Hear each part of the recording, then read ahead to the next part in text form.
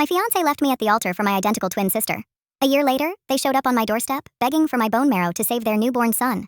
The catch? The baby's rare genetic disorder could only be cured by a donor who was a perfect familial match, but who wasn't the biological parent. The humiliation was public and absolute.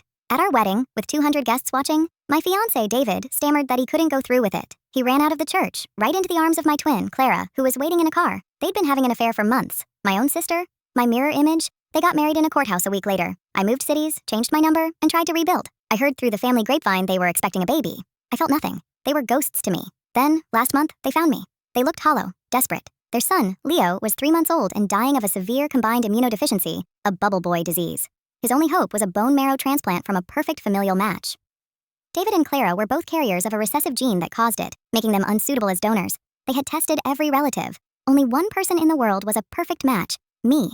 Clara was on her knees sobbing. "You're his only chance. He's just a baby. He's innocent," David pleaded. "We'll do anything. Money, an apology, anything. Please." The doctor they brought to my door confirmed it. The medical facts were indisputable. My nephew, the child of the 2 people who destroyed me, would die without my literal flesh and blood. The anger was a cold, ancient stone in my chest. They wanted to use my body to clean up the genetic consequences of their betrayal. They saw me not as a person, but as a spare parts depot for their love child. I looked at my sister's face, identical to mine but twisted in a fear I'd never known. I looked at David, who had once vowed to love me forever. I thought of a baby who had done nothing wrong.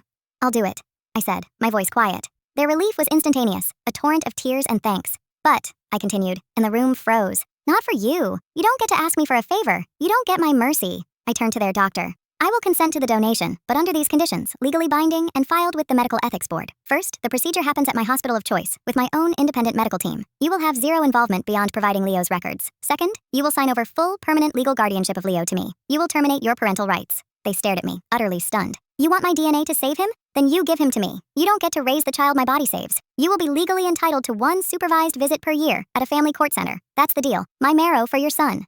It was the most brutal negotiation imaginable. They fought, they screamed, they called me a monster. But as the days ticked by and Leo grew weaker, they had no leverage. Their love for him was the only real thing about them, and it forced them to surrender. The procedure was a success. Leo is now my son. The adoption is final.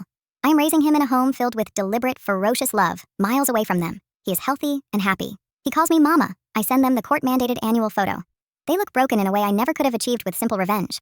I saved a life and took a life, the life of the family they tried to build on my ruin. I turned their desperate need into my second chance. The twin sister who stole my future now has to look at the son she bore, alive and thriving because of me, knowing she's nothing more to him than a photograph. My vengeance wasn't cruelty, it was a profound surgical transfer of ownership. I didn't just get back at them. I took the very future they betrayed me for, and I am building something beautiful with it. The scar from the marrow harvest is my badge of honor, the ultimate receipt.